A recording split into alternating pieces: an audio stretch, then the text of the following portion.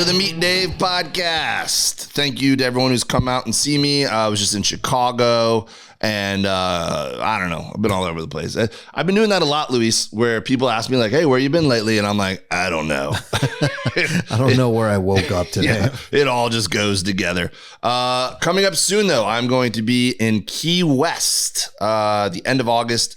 I'll be performing at Comedy Key West, and at the same time, I'm going to be competing at the Key West Invitational barbecue competition that was inaugurated last year, and Team Meet Dave did pretty well. So we're going to come back and try to back up our success from last year. It is a blast. It's like a fishing tournament, and it's a lobstering tournament, and a big party, and then a barbecue competition, and I'm going to be doing all that all day, Luis, and you've been to Key West with me, so you know how hard we go in the paint. And then I'm going to be doing shows at night. So I'm going to be exhausted.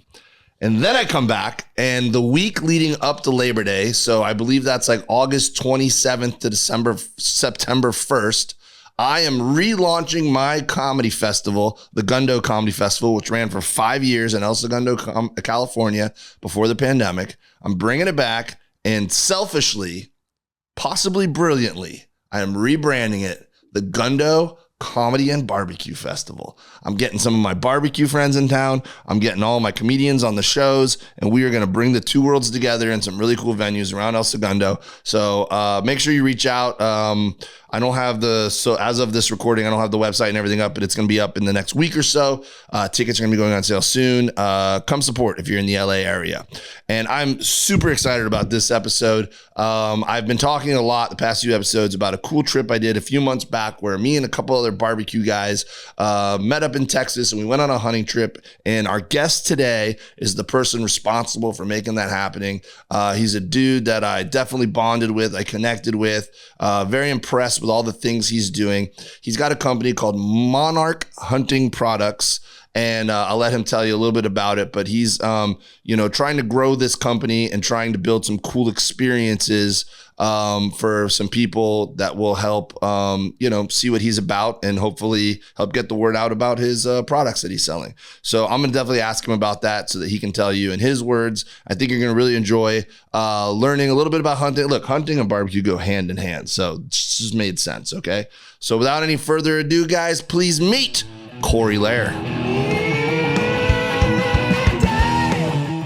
You know how much we love Bear Mountain Barbecue wood brands around here. It's the only pellet I will put into my smoker. And right now, through July 22nd, they have a deal going on 3 of their flavors. They got a ton of different flavors that you can choose from. But now, through July 22nd, their Chef's Choice, their Butcher's Blend, and the Chop House blends, they're rolling the price back from $11.97 to $9.97. So save a few bucks because it's grilling season. It's getting warmer outside. You guys are going to be firing up those smokers more than ever, and this adds up. So you can go to Walmart or shop online at walmart.com and get a deal, take advantage of this. And go to bearmountainbarbecue.com. I don't know if you've checked that out. It's a great resource.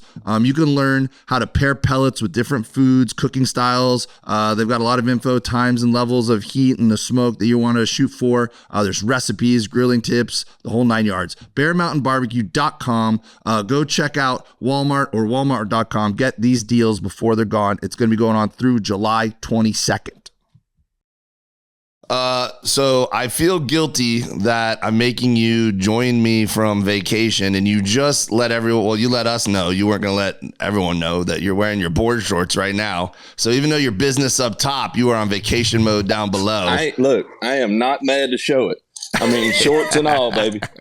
I'm ready to go. There you go. Well, and we unintentionally showed up as Twinkies today, dude. I wore my Monarch gear that I got when I was on an awesome hunting trip with you. I love it. And looks like you always put it in your bag, even if you're at a beach in Florida with your family, just in case a wild boar comes out of somewhere and you got to go into work mode.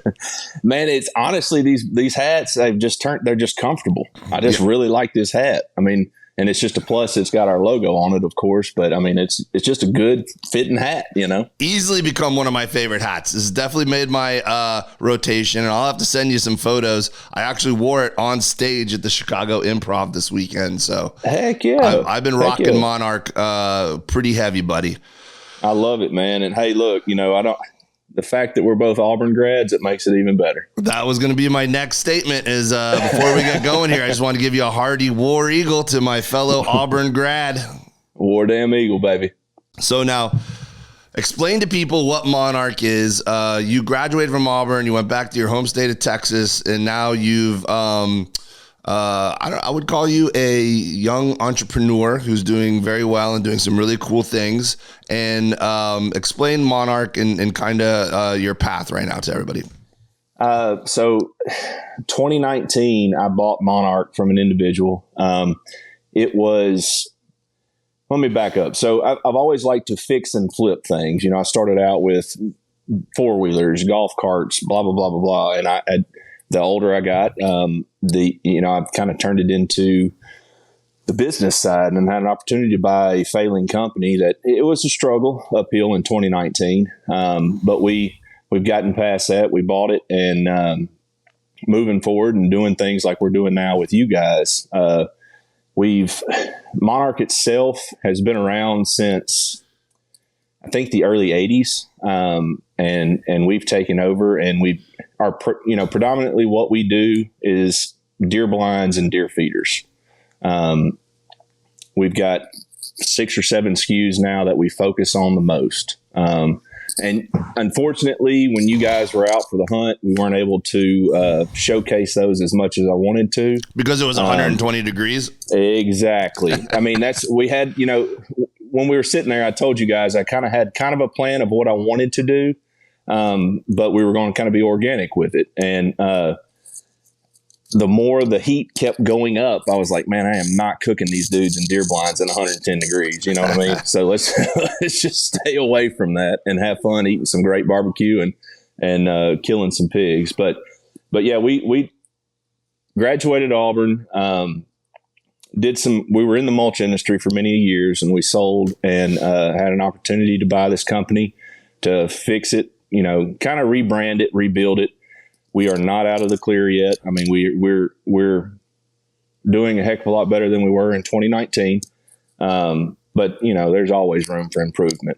Sure. And we've got, like I said, those 6 to 7 SKUs that we're focusing on heavily this year.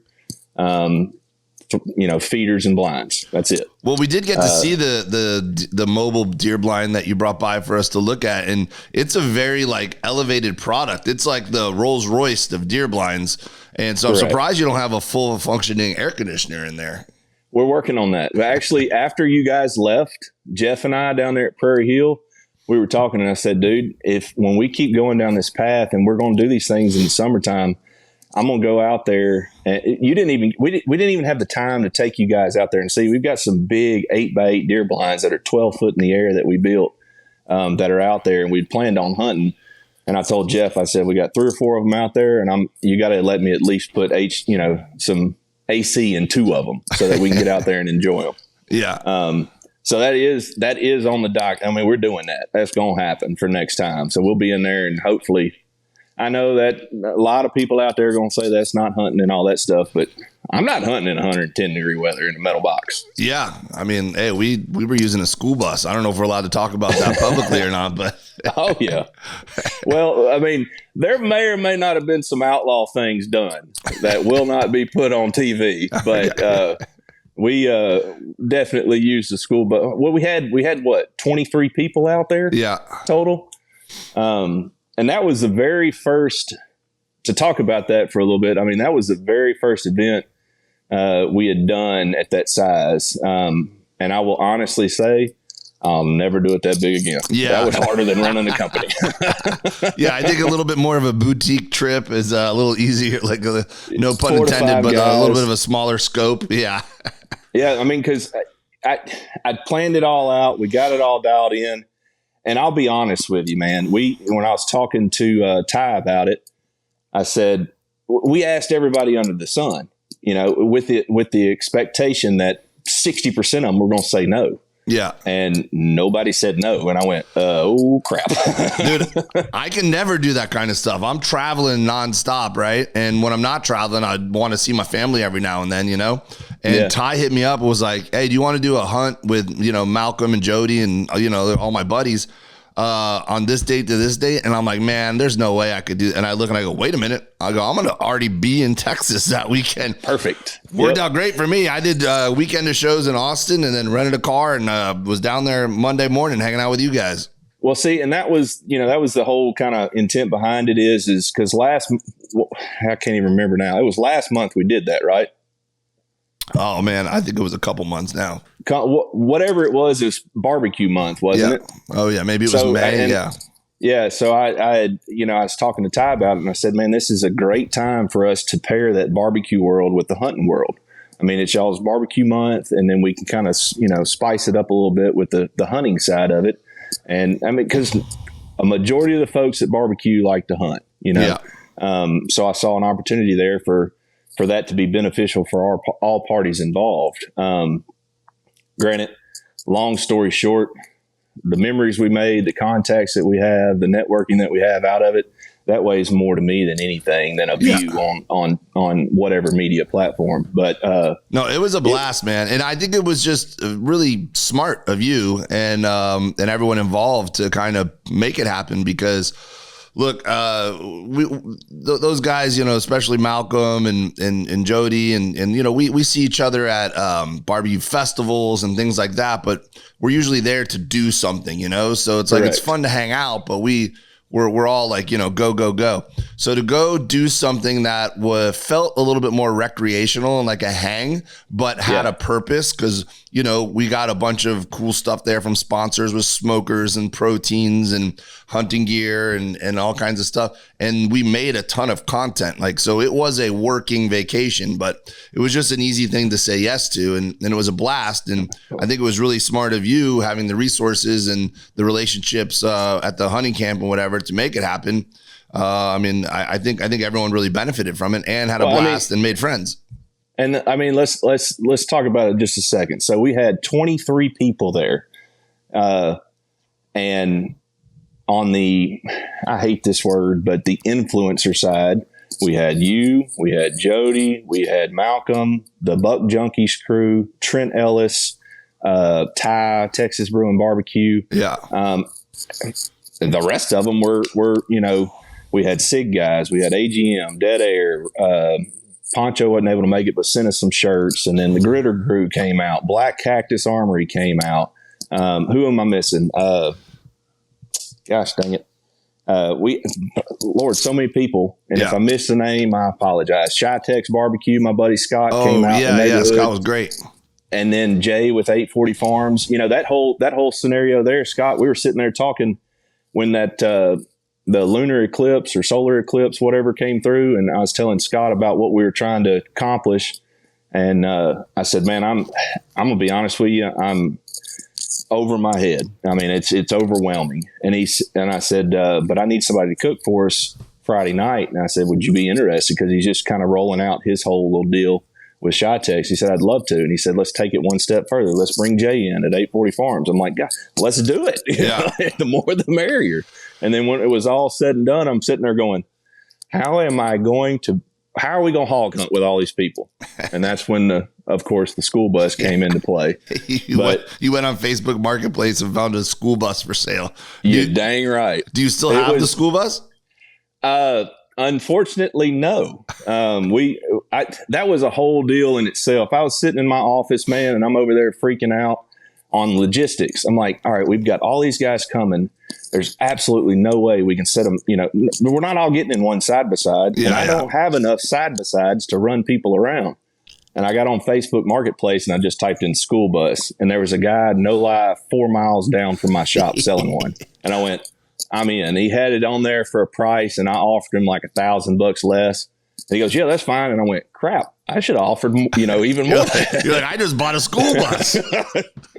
And, anyways, the rest is history. We bought a daggum school bus, but mounted a big screen TV in the front of it.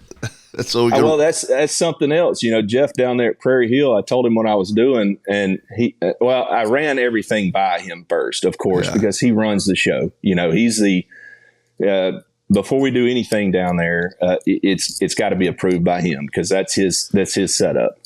And I told him, I said, Jeff, I'm going to ask you a question here, and I don't need you to laugh at me or yell at me. I need you to just be honest. And I said, I think I'm going to buy a school bus. And he said, I'm in. And I go, well, okay. Well, I'm buying a school bus. And then you were like, for the guys that are coming hunting, and he was like, oh yeah, that's a good idea too. I thought you meant just cruise around. When we got it there, I'm with the whole everything going on, trying to make sure you guys are taken care of and got what you need to do what you're doing with the barbecue. Jeff goes, just give me the keys. I got the bus. And I went, okay. And then we come back, and he went to town, bought the flags, the flag poles to put on the back of it, went and bought the 50-inch screen TV. He was out there mounting it with like firewood. I don't know how he got the thing mounted in there.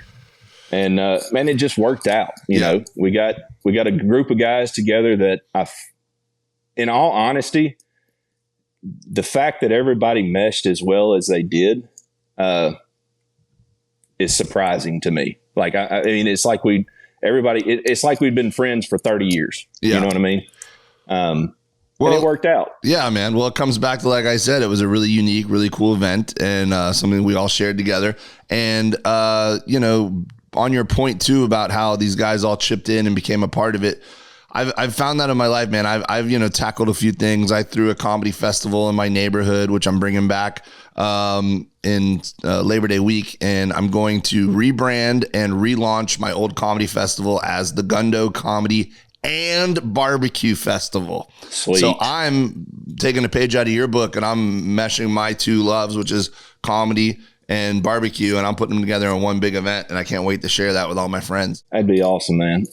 So, but I found that when you kind of have a vision and you're passionate about something and you put something cool together, people want to support and people want to be a part of it, so it doesn't surprise me at all. In all honesty, I can't stress this enough with everything that we do. This event, yes, I spent a good, some money to get it on. Yes, I it took time to do it.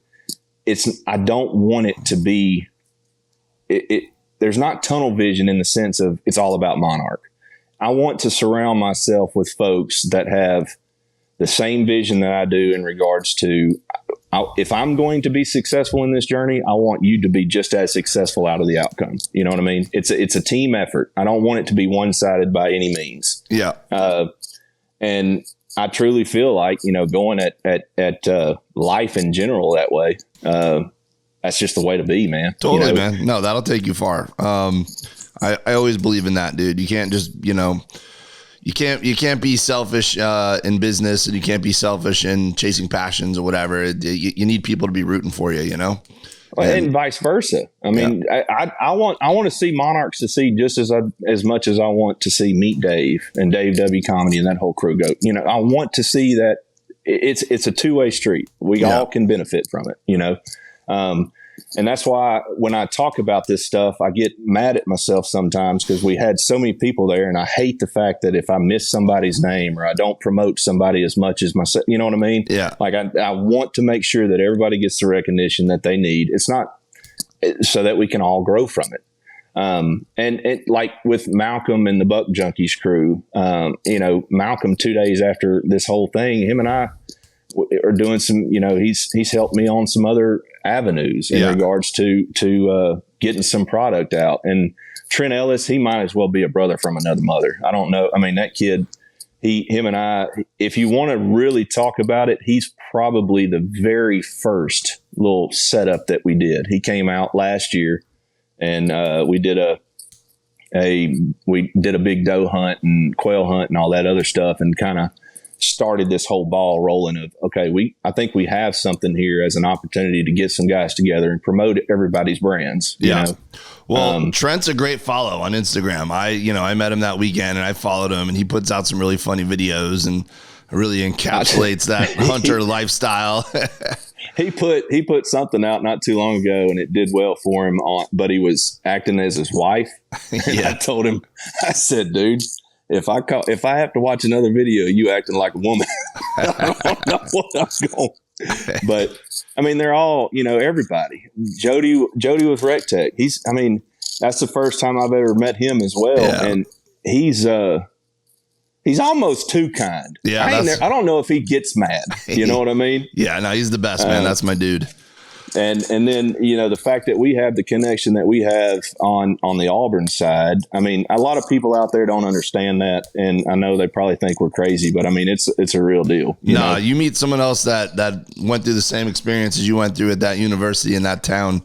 You're usually immediately friends and have a connection for sure. Exactly. Yeah. Of course, Malcolm's a good guy. Mark with the Buck Junkies crew, he's got his thing, Swine Life. Yeah, Mark Williams. And he's a great guy. Awesome. One of the best. And then being able to partner up with those folks, like the guys at AGM coming out, like good dudes, man. I mean, they're I can't say anything bad about them. Dead Air Suppressors, Sig Sauer. Unfortunately, we weren't able to send anybody else out because they had that big NRA event downtown in Fort Worth. Yeah, we're not going to compete with that. No, not at all. Those guys got to be at that for sure. So but I mean, they're on board with what we're doing, and hopefully it will. Long story short, hopefully all of this will be able to turn into. I can monetize this by selling feeders and blinds. Yeah. If not, I mean, the end goal is for that to happen. But if not, man, we've made great memories, great friends, and I think there'll be opportunities that come for everyone in the long run out of it, you know? Yeah. I mean, I already told you, dude, if you want to do something where I bring a couple of comedians and we set up a trip and comics come and do some hunting and, you know, I'm game, man. I love creating experiences for people and making memories with buddies. And I think it's, even if it's a break even kind of event, man, for me, I think it's invaluable to do that kind of stuff, you know? 100% agree. And that's what me and Ty over there at Texas Brew and Barbecue, who is, you know, Ty's main deal is FX Web Media, which is who helps me with all of the content. And then him and I were sitting down going through all the film a few weeks ago, and I was like, this is overwhelming, you know, the amount of crap he's got. But we got some decent footage out of it for everyone involved, and hopefully it will be beneficial for everybody. You know? Well, and we did the roundtable podcast, and we will be putting that out at some point. It's just, I talked to Ty about that a while back, and he was like, dude, it's just so much footage. He's like, give me a little bit of time and we'll get it up. So we got that coming out. That was a lot of fun. Exactly. And it literally, like, we sat down, and just day one alone, I told Ty, we got through the first day and I'm like, we're done. Let's focus on day one. Let's get what we can out of it, and then get it finalized, and then we'll go to day two and you know what I mean? Because it is overwhelming, the amount of stuff. But yeah, I don't know. Honestly, man, I'm blatantly honest. I don't know if it's going to work or not. I know we had a great time doing it, though. You know. Okay. I do want, you know, we just spent 15 minutes to talk about how amazing it is, and you're like, I don't know if it's worth it. I don't know. I mean, we'll see. I know we made great friends out of it, so that's worth it in itself, you know. But the end goal for me, of course, is to sell more deer blinds and feeders. Yeah. Well, I've noticed that since now we've become friends and I follow you and everything. It seems like, and I don't know anything about deer blinds, so correct me if I'm wrong, but it seems like Monarch is maybe like the cutting edge as far as like a more modern deer blind. Like you were showing me the one you have there, and it's got chargers in it, and it's comfortable and it looks slick. But then also you guys are doing really creative, fun stuff on social media, and, you know, an industry dominated by, you know, probably mostly good old boys who are like, I don't want to get on TikTok or whatever. Like, you guys are actually embracing it and doing some really funny stuff, including beating up your own product. Let's be honest. In my market, it's a flooded market. Every Tom, Dick, and Harry that has a welder in a garage thinks he can build a deer blind and a feeder. Mm-hmm. So when I go at this stuff, I'm trying to be as innovative as I possibly can be building a box with windows in it, or a box that slings corn. And as you know, I mean,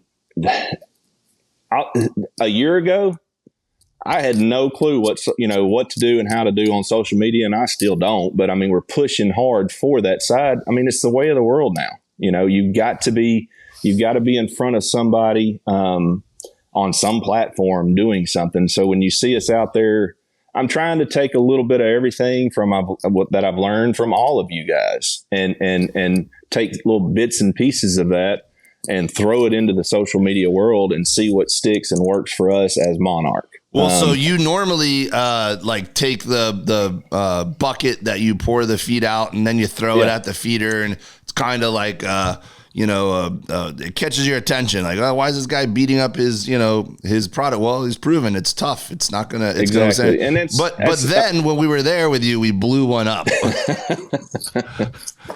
Once again, it just a snowball effect. That whole thing was a snowball effect. First we're buying school buses, and then I go to Black Cactus, and they go, "Oh, by the way, we have tannerite." I'm like, "Well, yeah, now we got to blow something up." Yeah. So, Luis, if you don't know, tannerite is a chemical, I guess, that you can buy at a Rural King or at a Walmart. You can acquire it, and if you have a bucket of tannerite and you stand far enough away from it and you shoot it with a gun, it straight up explodes. Jesus. We threw that feeder at least 200 foot in the air. Yeah, it was a rocket ship, bro. And the crazy thing about it is I had like 30 to 40 pounds of it. And Mark with Swine Life Buck Junkies crew, he's like, "Oh, we use 30 pounds all the time." And guys at Black Cactus go, let's start out with 10. Yeah. Let's see where we're at. And we only used 13 pounds of tannerite, and that's what that did to that feeder. Yeah. When it chunked it up in the air that high. If you high. used 30, I think it would have landed on the porch with us. If we use 30, we're blowing the school bus up. Which would have been cool. I'm just realizing I need new friends. I don't have any friend group that involves school buses or fucking explosions. That's what I need. Come That's on, what I'm Luis. missing. You got to come next time. All right, let's talk meat for a second here.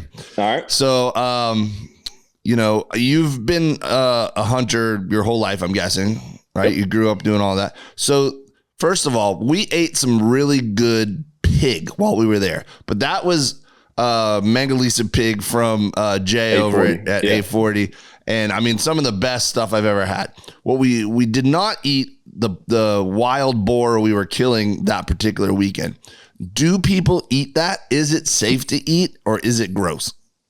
Yes. So typically the wild boars, it can get kind of sour, but you find those, those little piglets or those sows that, don't have all that, testosterone basically running through their bodies. Those eat pretty good. You don't want to get too crazy on size and weight when it comes to those. And no, I'm no barbecue, guy, but I just know what I like. And I've had, you find some guys off in the backwoods, and they'll eat those big, nasty boars just as much. But if it were me, you can find, if you can get a couple that are in that 50-pound range down, and put those on, oh man, they're good. I mean, it's not going to be a Mangalitsa or any of that meat that the guys at Buck Junkies crew brought out with, what was it, Mossy Oak something? Oh man, we had so much good stuff that trip, dude. It was.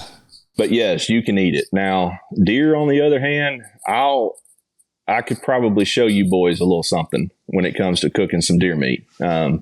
We've got, that's honestly, I've got 3 or 4 deer in the fridge, and that's what I consistently eat throughout the year, and anywhere from just throwing it on the grill and slow cooking it, because you're heating that stuff up. It's such a lean meat, you're not going, you can't burn that stuff. But that's kind of where my go-to is. I'll use deer meat for everything. So when I was in college, this is my earliest memories of, I think, or influences of my future passion of smoking meat and learning barbecue. When I was in college at Auburn, my uncle lived just north of Atlanta, up in Gwinnett County, and had some hunting property up there. So every time I'd have a long weekend, I'd go visit family or whatever. He'd be like, "Man, you want to take some venison back to college with you?" And I'm like, "Yeah, load me up, man." So he'd give me burgers or, some backstrap or some stuff that's easier to handle. But one time he gave me a whole hind quarter, right? Like basically a whole leg. And I go, I don't know how to cook this. And he's like, I'll walk you through it. So one football weekend's coming up, and I call him up and I said, Uncle Jack, how do I cook this? And he goes, all right. He goes, you're gonna stab it a bunch of times with a knife, and they're gonna shove garlic and onion in all those holes. And I go, all right. He goes, then you're gonna just coat it with butter and put some seasoning on there, salt, pepper, whatever. And I go, all right. And then I went out to my grill, and I started my little tiny propane grill that was just on the balcony of my apartment complex. And I put it in a pan with some water, and I put it in the grill. And then I went to the tailgate, and I just let it go all day. I found one of my neighbors who wasn't going to the game, and I said, hey, like every hour, could you go pour some water in that pan? And he's like, sure. And so when I came back, drunk after the football game, 8 hours later, I went, and my grill had ran out of propane, but at the perfect, we just had this whole perfect. So me and just a bunch of college boys go tearing into this leg. I'm like, this is amazing. So I took legs anytime he gave them to me after that. I did a ton of those in college. Dude, my go-to, so I am world renowned famous, not really, but my go-to is what I call deer nuggets. So you take the back straps out of a deer and you just cube it up. Oh, I thought you were gonna go with testicles here. No, I've never gone that far. Rocky Mountain oysters is a thing. I don't see why you couldn't eat the deer. You could. I'll let you try it first. Okay. Well, that was crazy when we shot that boar. You made us eat the testicles there out in the field and drink the blood and all that good stuff. Yeah. But you got to do that. No, but you take you cube it up and you throw it in some buttermilk and let it soak for a little bit. And then you make you a little flour batter. And I typically just use Lowry's garlic salt. Mm-hmm. But with all the seasoning that you boys got nowadays, I bet money y'all could tweak it a little bit. And I'll just kind of, mix them up and fry them. I'm telling you right now, to make you slap your mama. It's good. It sounds like some Meat Dave all-purpose seasoning and rub would be amazing on that. There you go. It's that simple. But also when you're frying food, it's kind of hard to mess that up. You know? But so now venison, buttermilk is a common thing with venison, huh? I've heard that before. They say it takes the gaminess out of it. I guess it does. I just did it because that's what I was told to do from my grandmother, actually. Yeah. And I really like it. I see it being, I don't taste anything gamey wise when I do that with it. You got a lot leaner meat, of course, and it's not going to eat like a ribeye, but it's, man, it's just good. It goes down good when you do it that way. And there's other ways to do it, that's my go-to because that's about the extent of what I can handle on the barbecue side, on the cooking side. Now, but walk me through. So the weekend I was there at the hunting camp was not your typical weekend, right? Because we had all the food going and whatever. But I do know from growing up and going to hunting camps with my dad and my Uncle John and going out on fishing weekends on the boat. I grew up in Florida, so that was going out on the boat and going fishing and spearfishing was my version of probably you growing up in the hunting camp there.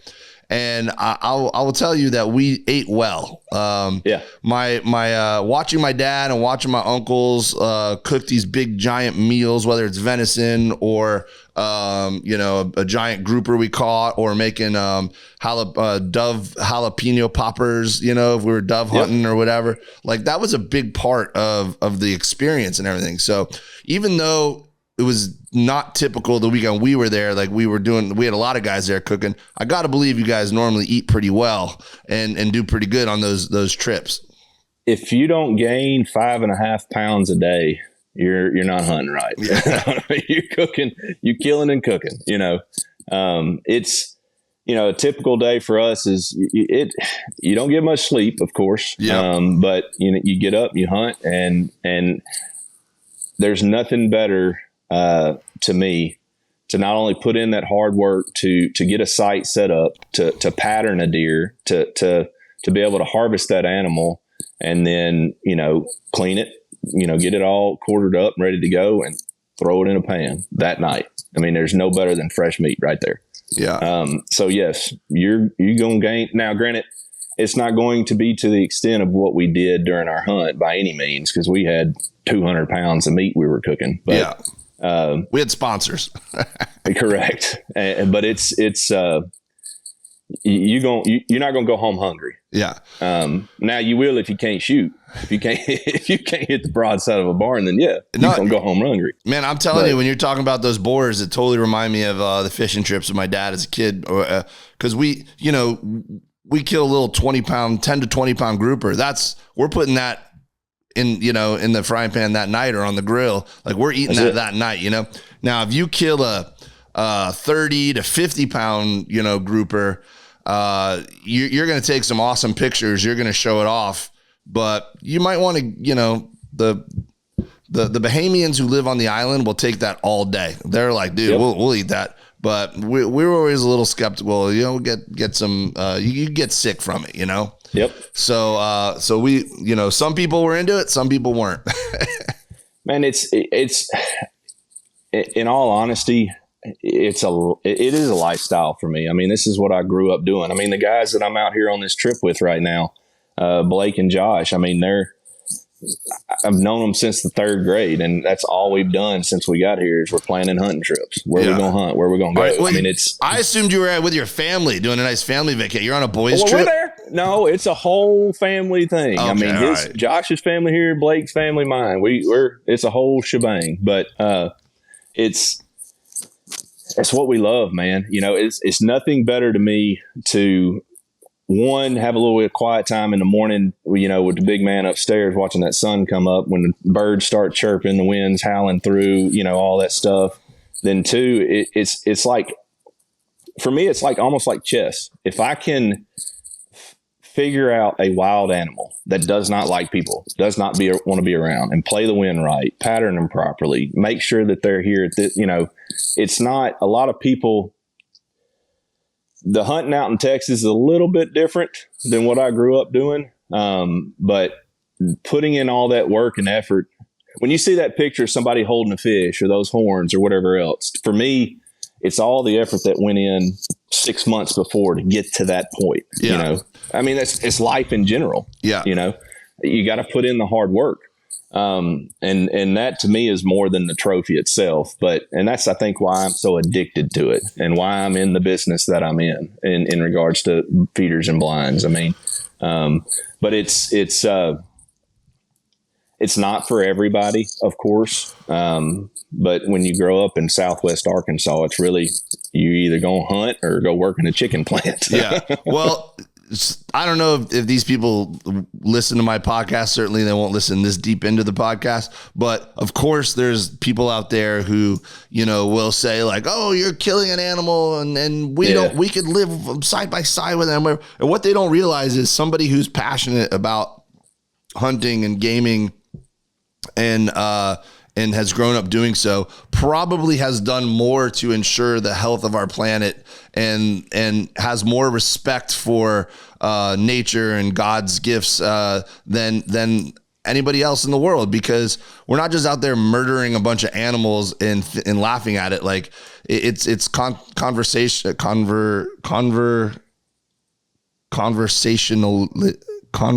You know what I'm saying? Get it out. Yeah. I'm trying to go conserve and I'm saying conversation instead. Where's your coffee? I don't know. Yeah, exactly. I do this at least once an episode, Corey, but you know what I'm talking about. Yeah. Well, I mean, take Prairie Hill, for example. Okay. And the whole time Jeff's telling us like, yo, we got to do things right and you got to respect this and you got to, like it's not. That's where I'm going. Like, take it, for example. So we have a biologist on staff on this property, and we're not out there just killing things willy nilly. You know what I mean? There's a structure to it. So we have X amount. He'll come out, he'll do a survey of the land via helicopter or however else, cameras, whatever, and go, okay, your deer herd population is X. You have, 10 tags for does. You have 15 tags for bucks. You have to do it this way in order to create a healthy herd. Yeah. So when we're out there, we have an app that we use called Game ID.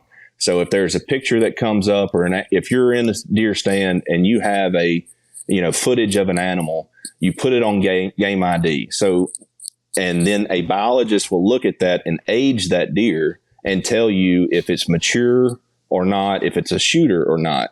So going back to what you're saying about when people are going, oh, you're out there killing the animals. I mean, we're actually going more on a scientific level is probably not the word, but we're pulling all the stops to make sure that at the end of the day, yes, we are killing some animals for us to harvest and eat.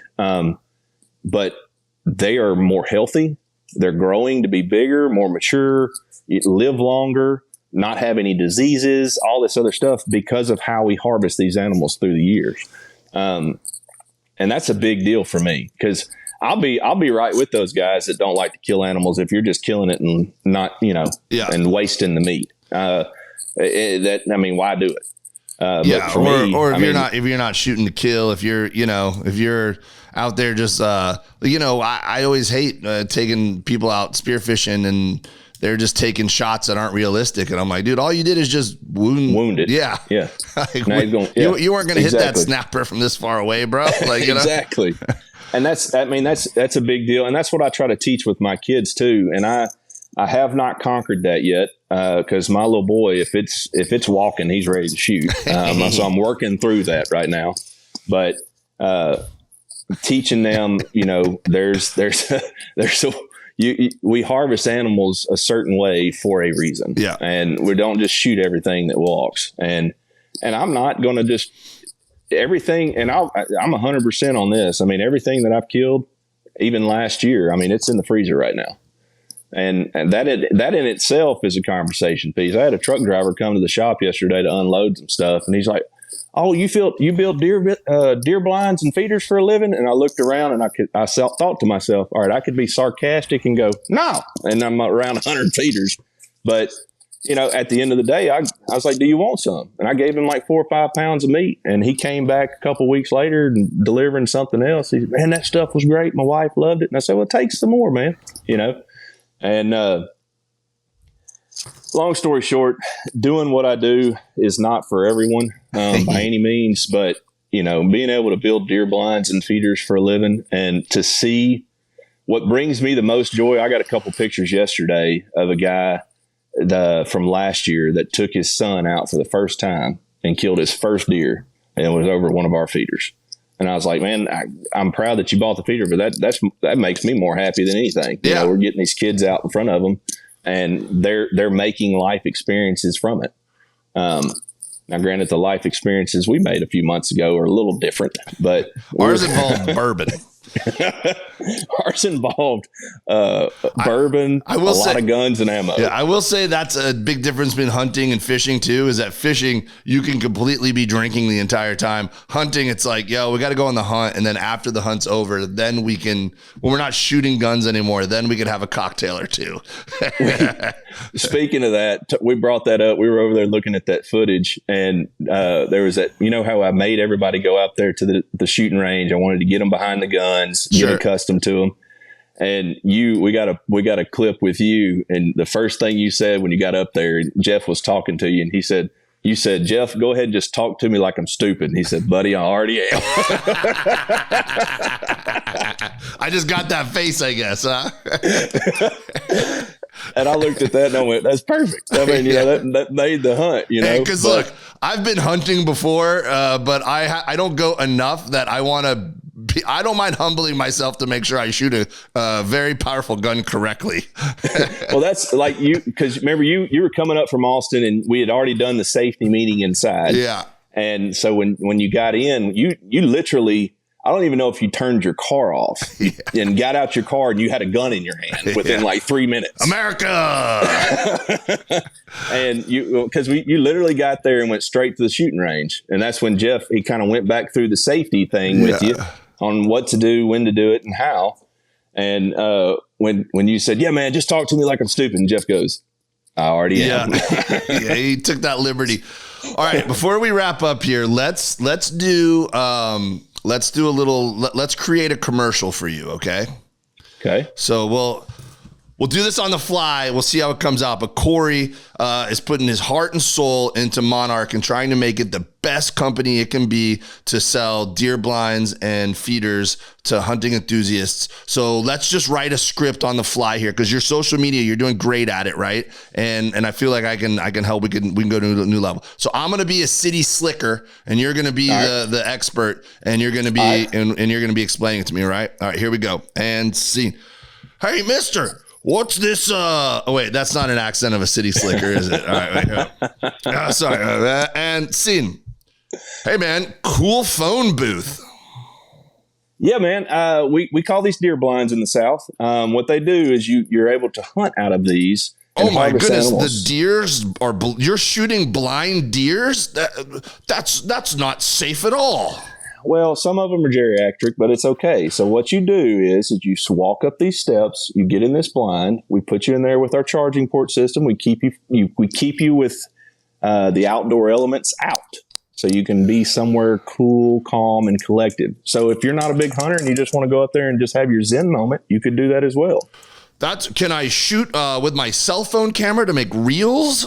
You can do whatever you would please to do out of it. Hey, what is this corn distributor? Is that like a street fair? Like I can go up and get the latest craze of whatever's trending on TikTok, like street corn? It's a glorified dog food dispenser for deer. So basically all you have to do, matter of fact, speaking of dogs, remember old Rig? He's still here with us.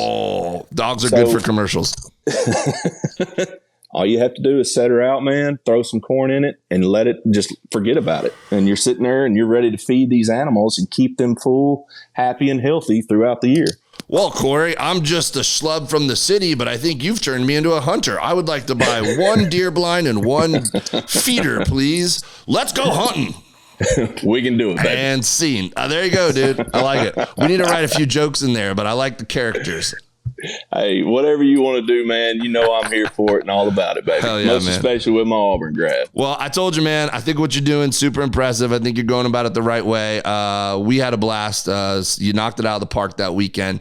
If anybody needs any hunting supplies, where can they find you? Where can they stay connected and follow you and all that kind of stuff? And then also, if they want to do an experience like this on their own, is that something that they could do? Yeah, most definitely. We're going to, if this thing keeps evolving like it is, it's going to be a monthly deal. But yeah, you can find us at deerfeeder.com. I can't make it any easier. Yeah, that's good. That's good SEO right there. That's it. And then, we're on all social media platforms, Facebook, Instagram, TikTok, YouTube, Twitter. I mean, however many there are, all of them, Monarch Hunting Products. And hopefully, we'll keep growing on that social media side to where we can make that reach a little bit more vast and get some feeders and blinds sold all over the world.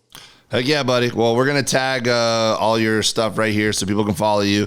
Thanks for coming on the podcast, man. I mean, hunting and barbecue go hand in hand, so it was a no-brainer for me, and I just enjoyed meeting you and hanging out with you so much. So I was excited to introduce you to the audience, and we'll have you back another time, buddy. And then got to get you and the fam out here to LA sometime, too, for a little vacation, and we'll do some barbecuing out here. Man, I'd love it, man. Anything we can do to help each other grow, I'm in, baby.